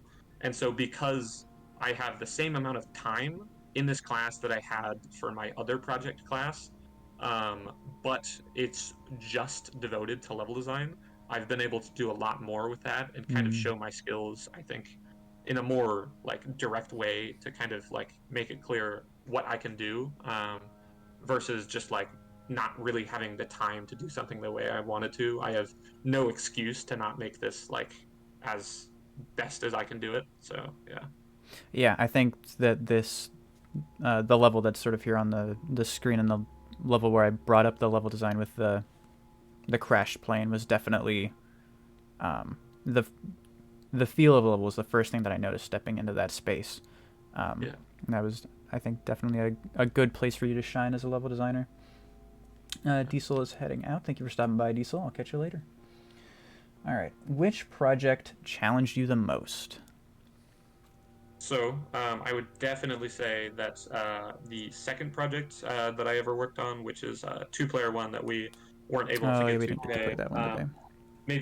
Maybe later on when my if my teammate decides they want to come share stuff with you guys, You we could better. do a follow-up. Yeah, that one was it was definitely a cool project. I don't regret working on it in any way, but like it was just such a challenge to do for like a ton of reasons. Part of that is on me that I took on like a lot of responsibility Hmm. because I hired everyone to the team, um, and I came up with the general like direction for the project, like what the mechanics would be and like all that stuff. Like I made the the like elevator pitch essentially. And I was also the design like director or design lead or whatever. So that was a lot to deal with. And then also halfway through the project, our producer decided that they would prefer if I was the producer because like they felt that I was doing more of that work than they currently were as the producer. So then I took on another role, and like I was just doing too much. So Hmm. that alone is something that I have learned to make sure I don't do again. Because like it was fun. Like I was glad to get that experience, but it also took a lot out of me. Yeah. Um, yeah, and then as well as just that on my own, we also had this like really weird issue with the professors where they thought that we were doing this like malicious practice as far as hiring students to the team. I remember Um, that. Yeah. yeah, it was a really weird situation where basically there was kind of just like a miscommunication between our teammates, which led to the professors being suspicious of us for some reason, and then they delivered a punishment to us that we all felt was unfair. But regardless of how unfair we felt it was, we still had to deal with punishment, which was that we had all of the artists that we had assigned to our team taken off of it. So we basically, you work on that project for 2 semesters, and for an entire semester, the first one, we didn't have any artists to work with, which was Man. a bit of a pain. Yeah. And then at the same time as making the project itself, we also had to like argue our innocence in that matter. So like that took up extra time, which luckily Yeah. we were able to resolve, and like we were vindicated. But it was just more stress than was necessary. Yeah. So it sounds like just an abundance of stressors on the project. Oh yeah, yeah. Yeah. But I do hope that we get to see that game because I was pretty impressed with it. Yeah, So I hope that we get to I'm show that happy off. with it. As much as it didn't get to quite the place that we all wanted it to, just because we really ran out of like time and bandwidth to do everything we needed to. It still turned out pretty decent, and I think it was an interesting idea at the very least. So yeah. Yeah. All right. Now, do you prefer team or solo projects? And So I would, then I would yeah. clarify that um, whether it is for a school project or for your own like personal stuff may be different. So if you have a distinguisher there, feel free to bring that up too. Okay. Yeah. I would definitely say that I prefer team projects. And the primary reason for that is a little bit of what I've already outlined, that like it's just easier on me and allows me to do better work if I'm not concerned with like 100 things at once. Like if I only have a couple things to focus on, so like the level design, the art assets that go into the level design, and how the level design interacts with the other aspects of design. That's all that I had to worry about for this current project that I'm working on. And it has allowed me to do so much more than I would have if I needed to be the producer or needed to also work on the systems in like a major way, or like any number of like other additional tasks like making assets or whatever. Yeah. um, it just takes away from me being able to do what I'm best at, which is level design and systems design. And like, I certainly can program things if I need to, and I certainly can make assets if I need to, but it's never going to be as good as if someone I trust does it for me. Hmm. Um, and like, that's also like they enjoy those things more than I ever will. So like, they're obviously like, if I were to like if I were to swap roles with a like certain person on the team, uh, not only would we not do as good of a job because we don't have the skills suited for that, but also like even if we could do it, we just don't have the same passion for that. So like Yeah, my and the game's passion not going to is shine as much as a result. yeah, yeah. And so because everyone does specifically what they want to on the project, that's what I think makes team projects really shine, is everyone is putting their best foot forward and also like enjoys the work that they do. So yeah. Yeah. But I mean, I do definitely like enjoy solo projects. Like it's fun to just be able to like kind of do whatever I want to try, because like as much as the like teams I've worked with in the past have been accommodating for like my unorthodox ideas and like implementation like stuff that you've seen in some of the projects that I've shown, like it's always going to be harder to like convince a team to do something weird than to Hmm. just like be like, I know this will work, so I'm going to do it myself. Like with the Beachcomber example, like we could have made a much prettier, much better functioning beachcombing game, but I sincerely doubt anyone on a team I worked with would have been cool with doing like an underground military base full of like strange guys. And like that's one of the favorite parts of that project that I have. So Yeah. like losing out on that kind of creative control is a little bit of a disappointment in working on in some team environments, but I think the key is to just like find teammates and like team compositions that allow you to kind of like express yourself as much as you'd like to, so like you're not making sacrifices in that way. But yeah. Yeah. Solid answer.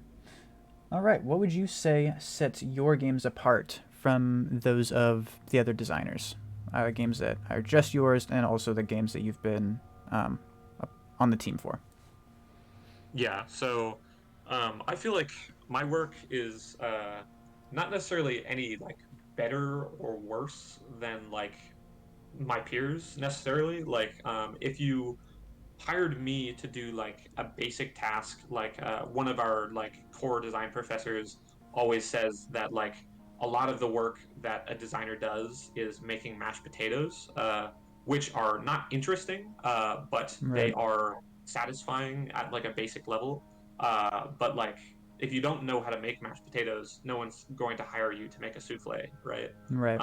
So like I'm not necessarily any better or worse at making mashed potatoes than my fellow designers, but I would say like the uniqueness of my design philosophy and like my approach to trying to solve problems and trying to deliver experiences is what sets me apart because like everything I do, I try to do in a unique way where like for a lot of the projects that I've shown, um, I wanted to make that project because I thought that it was an interesting gameplay experience that I hadn't seen very often. Like, there's not a ton of games, or at least a ton of good games, about like rock climbing or playing a harmonica or like Mm-hmm. using a metal detector, but all like those are all actions that any regular human would understand.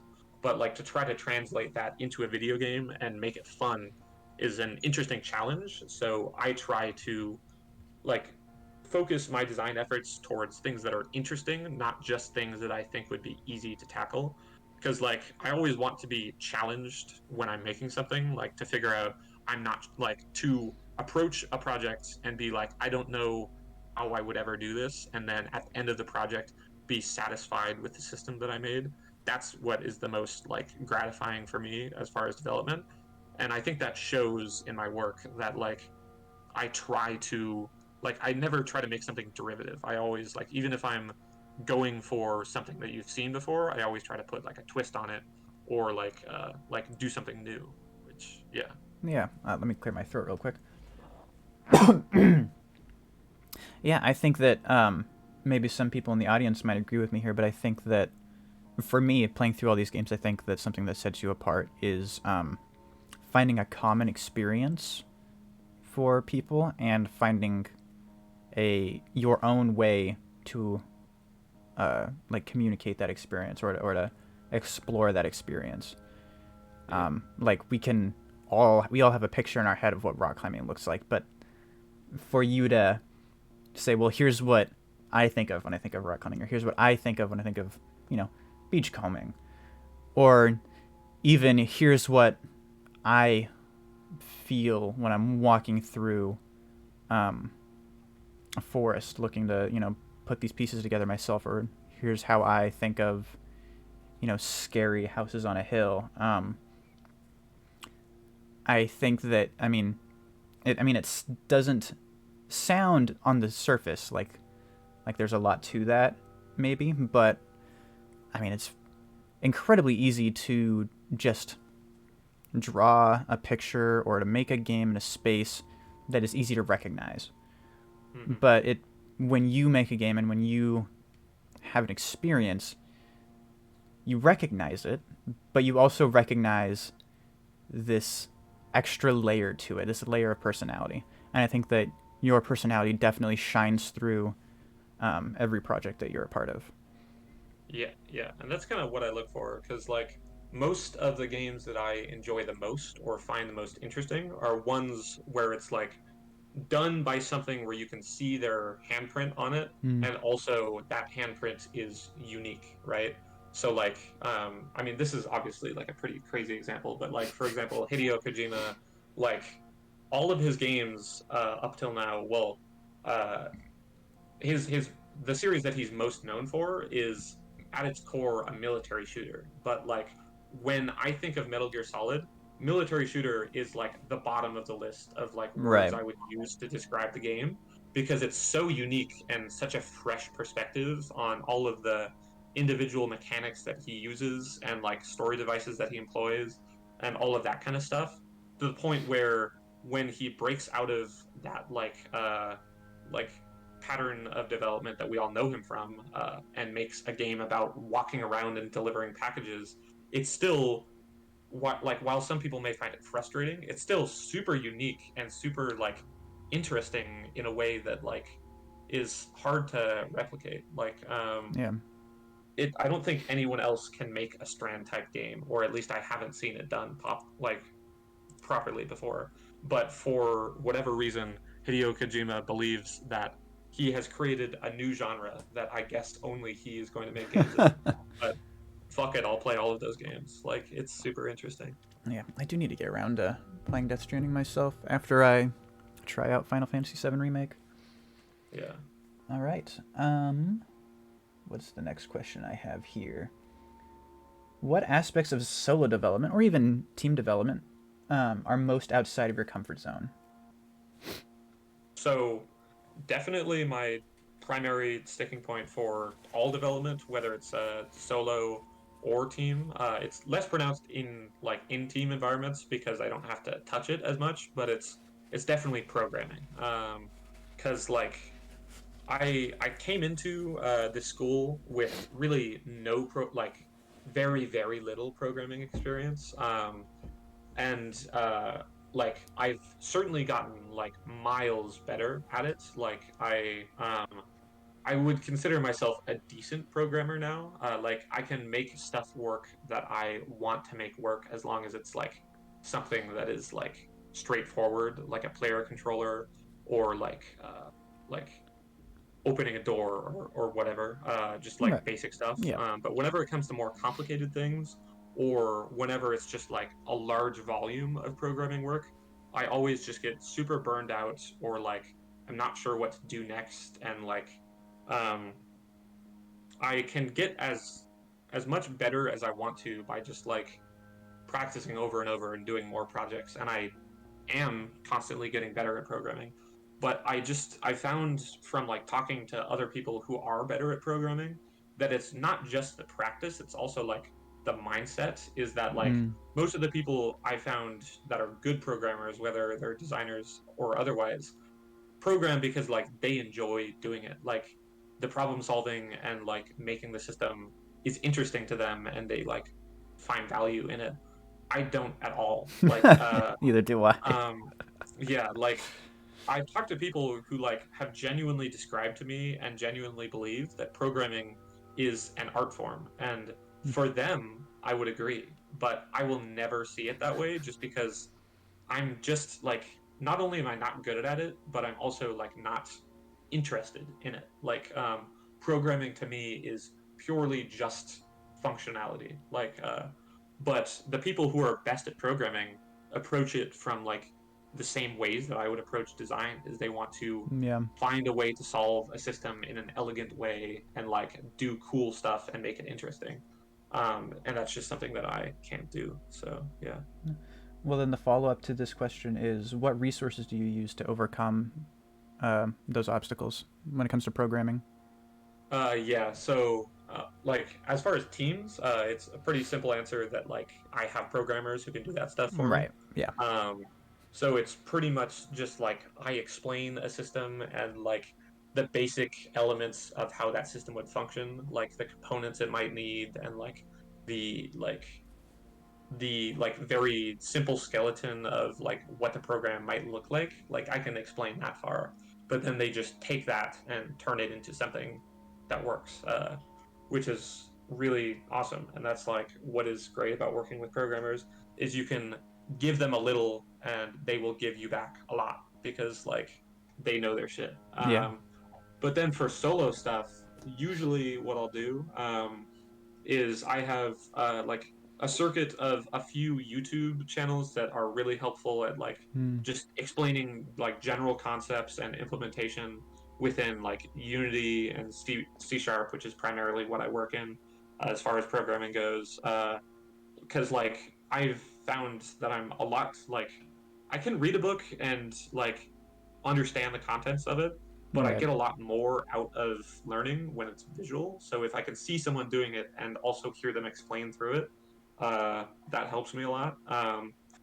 But when I don't have access to that, or if that's not really doing it for me, usually because I am doing all of my development at school, I can like ask TAs or like ask professors like how to do something, and like often they'll help me with implementation. And if you noticed in the credits for the first couple games that we played today, Doug actually, who may still be in the chat, helped me out with a lot of the programming stuff, which was super valuable because like I don't think I would have been able to make like a comprehensive like physics manipulation game without his help. So like, um, it was nice to be able to work with him to get through those issues that I have with programming, and I'll give me more time to focus on the stuff that I'm good at and the stuff that like I uh, I like know how to do better. So yeah.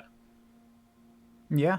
I think that just being in a place where you're surrounded by people of differing disciplines who are really passionate about what they do, that gives you the opportunity to, like, at the bottom, just like learn and be able to struggle through and get help on those aspects of your own development. But on like the high end, it really helps you understand that passion as more than just work. Like, people love this and enjoy it, and why is that? And you get to have those conversations and make games out of those relationships. So it's Mhm. definitely special. Yeah. You mentioned Hideo Kojima, so I assume that's part of the answer. But what would you say are some of your greatest sources of inspiration?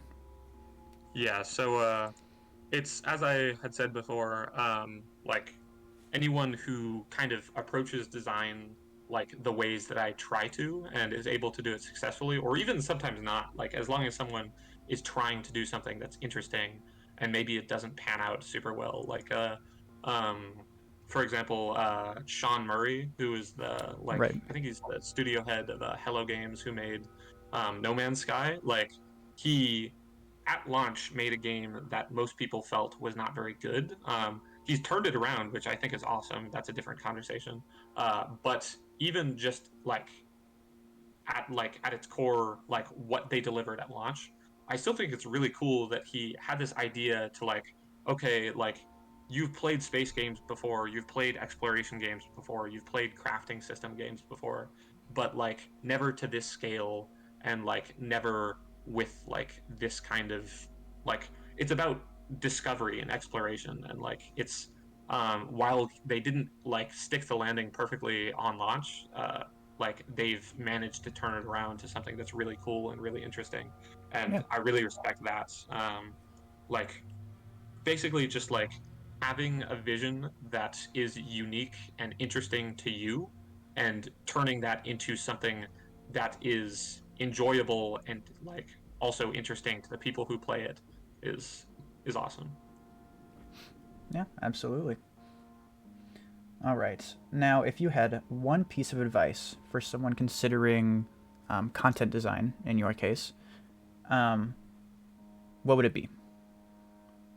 So I guess the like overarching thing that I would say as my own personal advice from what I've found most interesting and most valuable as my time as a developer um, is to not be afraid to try something weird or unique or unusual or whatever adjective you want to use.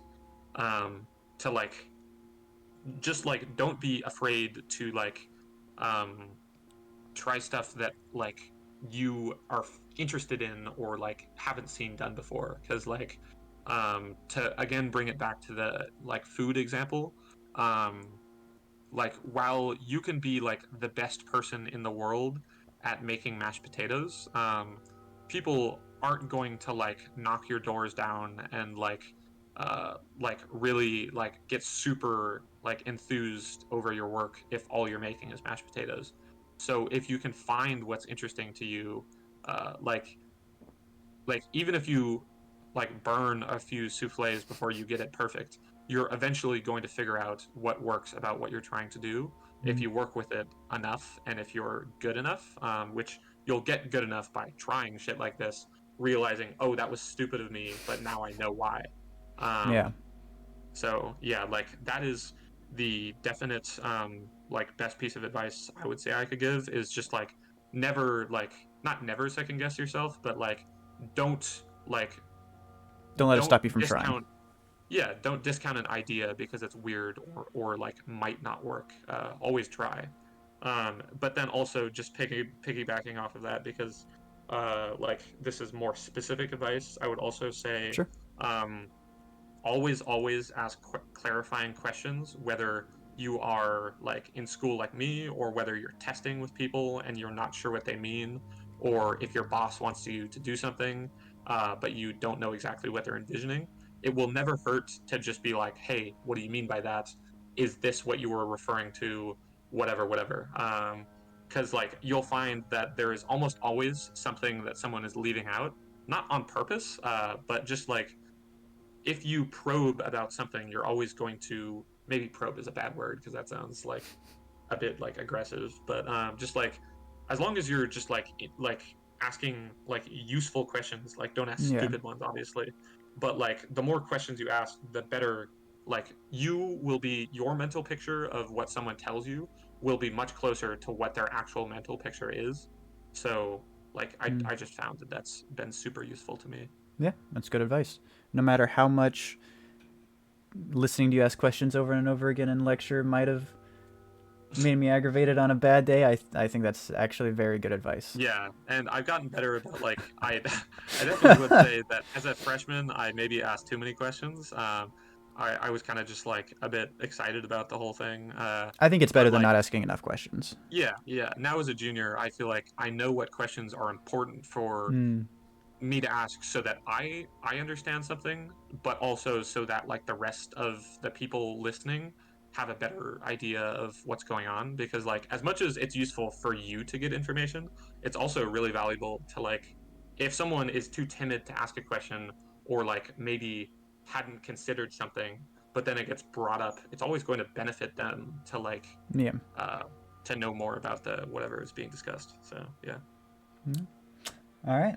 Well, that is all the questions that I have for my interview. If anybody in the chat has any questions for Grant or for myself, or any feedback about our first, uh, our first try at this sort of thing, definitely let me know in the chat.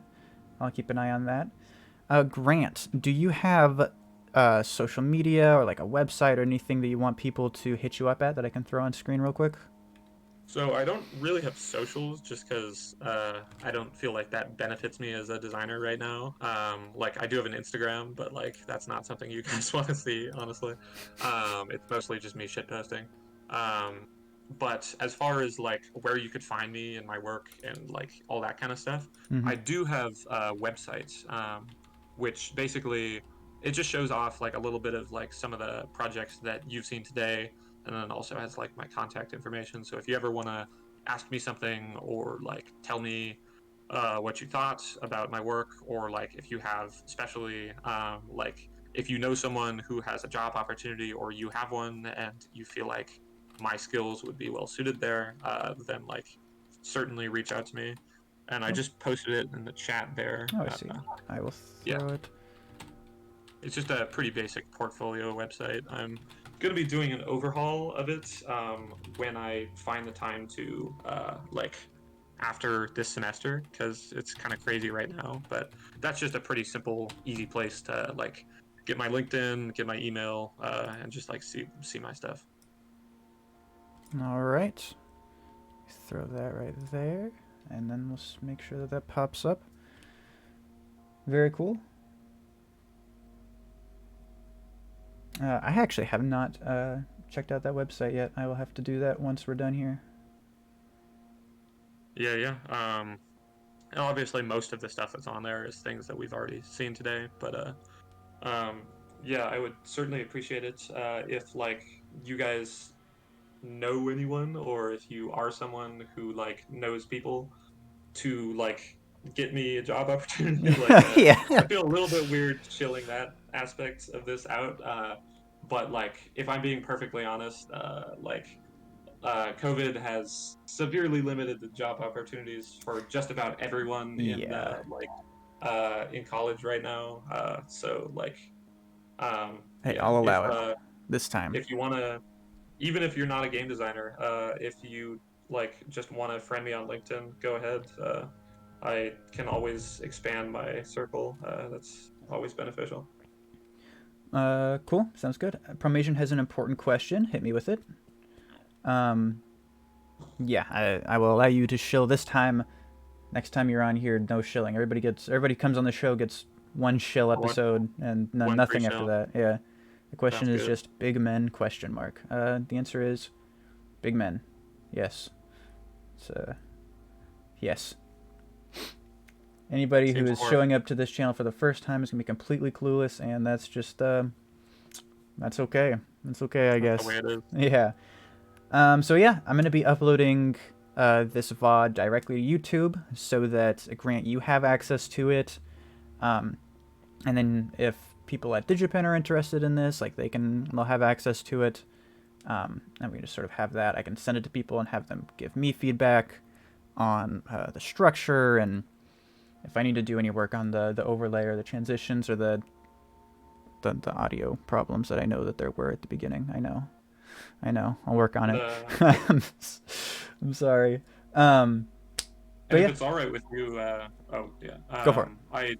I was just gonna say that like if it's all right with you, I definitely think I might just slap this on my portfolio website since it was a pretty good kind of like rundown of kind of what I'm about and all that stuff. Yeah, absolutely. Uh, Throw my Awesome. channel link in there. But yeah. Yeah, yeah, yeah. You gave me a free shill, so I'll give you a free shill. That's how it Absolutely. works. All right, sounds good. Um, so yes, if anybody out there in the audience is considering about coming on and being a guest, send me a whisper on Twitch, join our Discord. If you know me personally, send me a text message. If you don't have access to any of that, fax me a letter or something. I don't know. Do whatever you got to do. I'm pretty easy to get a hold of. I'll be checking everything, so let me know. We'll get you on the show. Again, you do not have to be a designer. You don't have to be a game design student. You don't have to be going to Digipen. If you are a student and you are making games, we'd love to see your work on here, so that I can bug you about what you do and educate the audience out there about what it's like to make games, but also to give you a platform to show off your stuff. So, Grant, thank you so much for coming on and being the guinea pig. I hope you had a good time. Yeah, it was awesome. Yeah, thank you so much to everybody who stopped by and joined us, and I'll see you guys next time. Oh, we had one last question. How long does a project of similar scope to the last first-person gravity manipulation game take? So, basically, what is the time frame for this project that we are looking at So here? this project specifically is one that's spread across 2 semesters. Basically, so that's 15 weeks, or actually more like 14 weeks because you have to turn in before finals week. Um, and that's also, keep in mind, like with us spreading our time between other classes. So generally, how the breakdown was for us is we had 2 lab periods each week, which were both about, I think, like 4 hours, 3 to 4 hours long. And then you can kind of like on your own time fill in any extra work you want to do. So for me, that was on the weekends. I would just do like any wrap up stuff that I didn't get to do during the week. And then also like in between that during the week, I would also just like correspond with my teammates like here and there on Discord of just like whatever needed attention. So I would say over the course of 30 weeks of this project, like like all 15 of us have probably spent around, I want to say, like 10 hours a week on this project. So I can't quite do that quick math in my head, but um, I hope that gives you a good picture of kind of like what that takes. And kind of our team breakdown was we had 3 designers, 2 environment artists, then I believe 3 or 4 just like general artists for like UI and the character and other stuff like that, and then 5 programmers. Right. Yeah. That lines up with my understanding of it. Promasian's asking about what it would take for as a solo project because he's interested in making independently. Wait, Really asking because of Yeah. a personal project I'd be interested in independently be starting in hopefully the near future. It's a Yeah. pretty solid enough rough outline. Much appreciated. Yeah. So I mean, as a solo developer, you've also got to factor in time to like learn all of these, like how to do all these different things, and Hmm. like find assets if you're not going to build your own, or the Yeah, time that's to true. build the assets yourself. So Because one thing I will say about Unreal is as much as it has a lot of like finicky things that I don't like about the engine from a developer standpoint, it has a lot that it gives you just out of the box that makes solo development a lot easier.